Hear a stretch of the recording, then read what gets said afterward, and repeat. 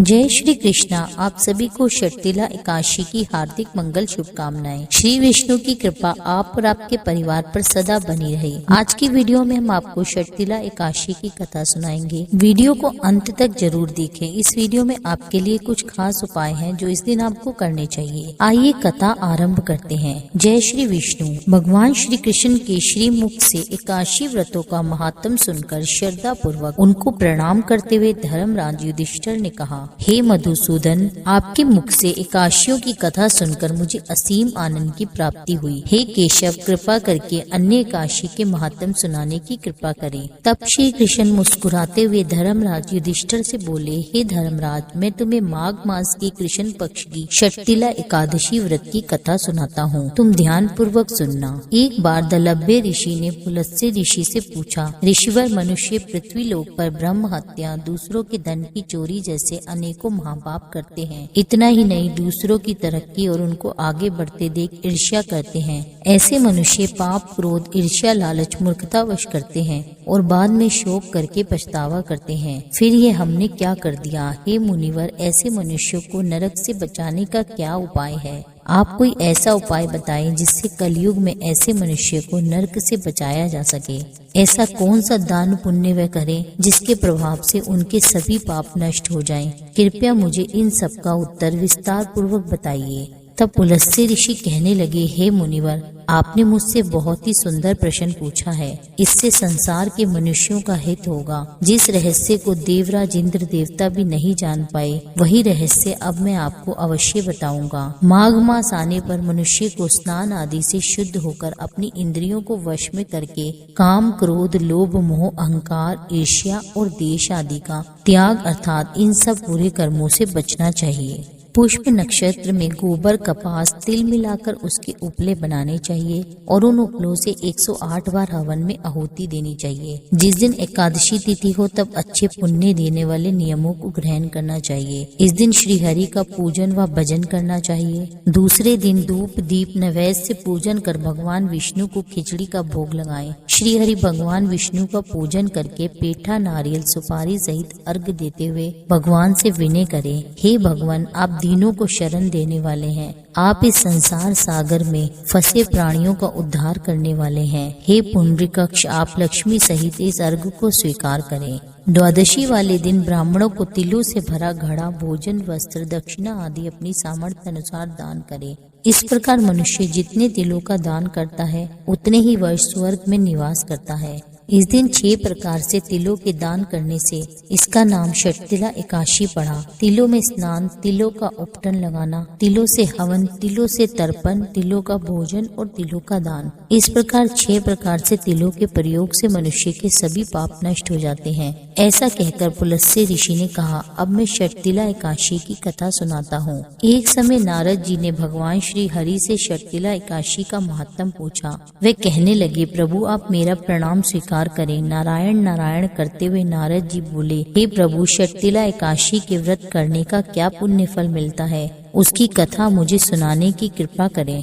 नारद की प्रार्थना सुनकर श्री हरि कहने लगे, हे नारद, मैं तुम्हें प्रत्यक्ष देखा हुआ वृतांत सुनाता हूँ, तुम ध्यान पूर्वक सुनो। बहुत समय पहले पृथ्वी लोक पर एक ब्राह्मणी रहा करती थी। वे सदा ही व्रत किया करती थी। एक समय वह पूरे 1 महीने तक उपवास करती रही, जिससे उसका शरीर बहुत कमजोर हो गया। वह अत्यंत बुद्धिमान थी, फिर भी उसने कभी देवताओं, ब्राह्मणों के निमित्त कभी भी अन्न, वस्त्र आदि का दान नहीं किया। मैंने चिंतन किया कि इस ब्राह्मणी ने उपवास करके अपना शरीर तो पवित्र कर लिया है और इसको वैकुंठ लोक भी प्राप्त होगा, परंतु इसने कभी अन्न आदि का दान नहीं किया। अन्न के बिना जीव की तृप्ति होना कठिन है। ऐसा चिंतन कर मैं मृत्यु लोक में गया और उस ब्राह्मणी से अन्न की भिक्षा मांगी, जिस पर ब्राह्मणी कहने लगी, ब्राह्मण देवता, आप यहाँ किसके लिए आए हैं? मैंने कहा, हे देवी, मुझे भिक्षा चाहिए। इस पर उसने मुझे एक मिट्टी का टुकड़ा उठाकर दे दिया। मैं उस मिट्टी के ठेले को लेकर ही स्वर्ग लौट आया। कुछ समय बीतने पर जब वे ब्राह्मणी शरीर त्याग कर स्वर्ग लोक को आई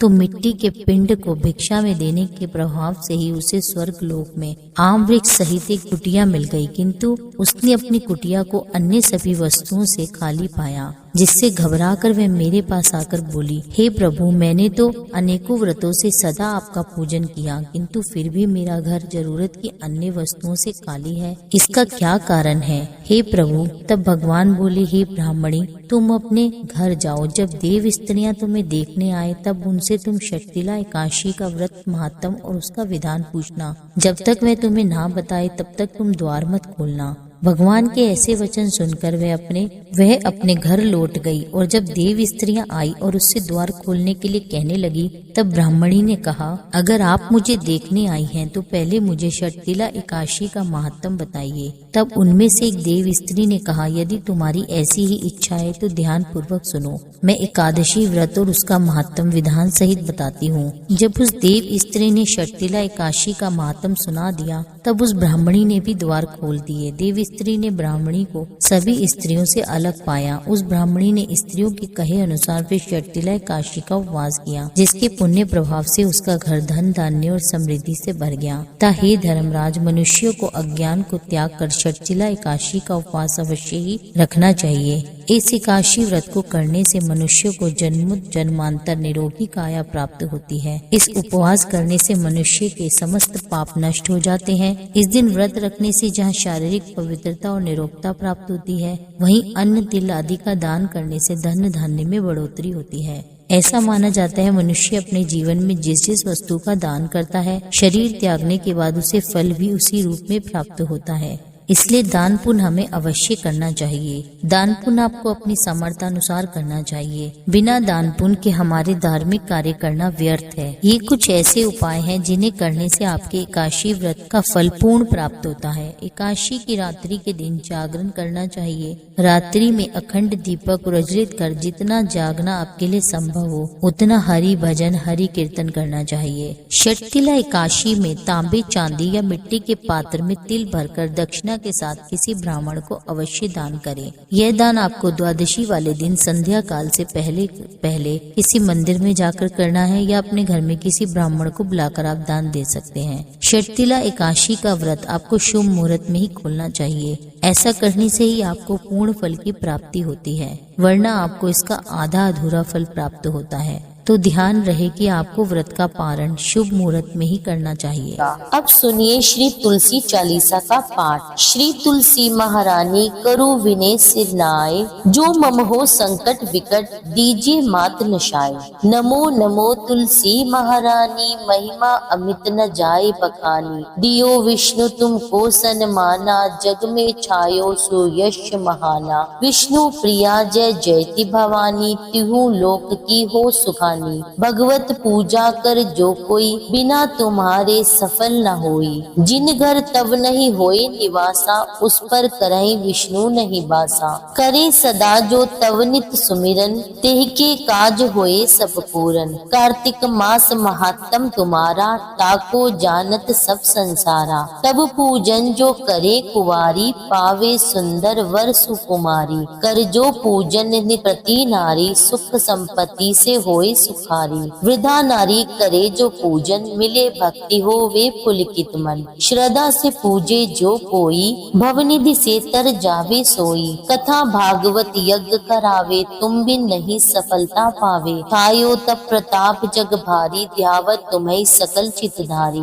तुम्ही मात यंत्रन तंत्रन, सकल काज सिद्धि होवे क्षण में। औषधि रूप आप हो माता, सब जग में तब यश विख्याता। देव ऋषि मुनि ओ तपधारी, करत सदा तब जय जयकारी। वेद पुराणन तब यश गाया, महिमा अगम पार नहीं पाया। नमो नमो जय जय सुखकारिणी, नमो नमो जय दुख निवारिणी। नमो नमो सुख संपत्ति देनी, नमो नमो अग काटन छेनी। नमो नमो भक्तन दुख हरनी, नमो नमो दुष्टन मद छेनी। नमो नमो भव पार उतारिणी, नमो नमो परलोक सुधारिणी। नमो नमो निज भक्त उबारनी, नमो नमो जन काज सवारनी, नमो नमो जय कुमति नाशवनी, नमो नमो सुख उपजावनी। जयति जयति जय तुलसी माई, ध्याऊं तुमको शीश नवाई। निज जन जानि मोहि अपनाओ, बिगड़े कारज आप बनाओ। करूं विनय में मात तुम्हारी, पूरन आशा करहु हमारी।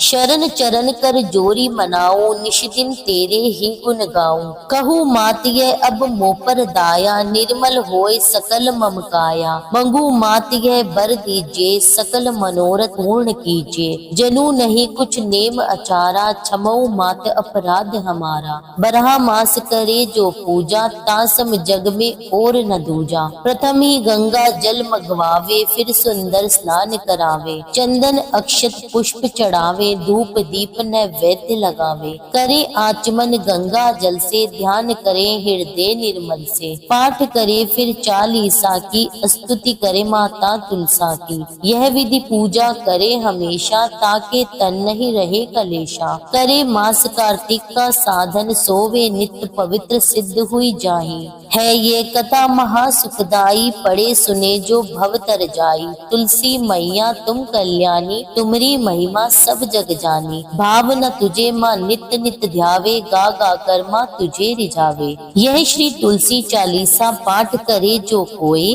गोविंद सो फल पावई जो मन इच्छा होए। अब सुनिए तुलसी जी की आरती। तुलसा महारानी नमो नमो, हर की पटरानी नमो नमो। कौन से महीने में बोई रानी तुलसा, तो कौन से महीने में हुई हरियाली। नमो नमो तुलसा महारानी, नमो नमो हर की पटरानी नमो नमो। आषाढ़ के महीने में बोई रानी तुलसा, तो सावन मास में हुई हरियाली। नमो नमो तुलसा महारानी, नमो नमो हर की पटरानी नमो नमो। कौन से महीने में हुई तेरी पूजा, तो कौन से महीने में हुई पटरानी। नमो नमो हर की पटरानी नमो नमो। कार्तिक के महीने में हुई मेरी पूजा, तो मंगशीर मास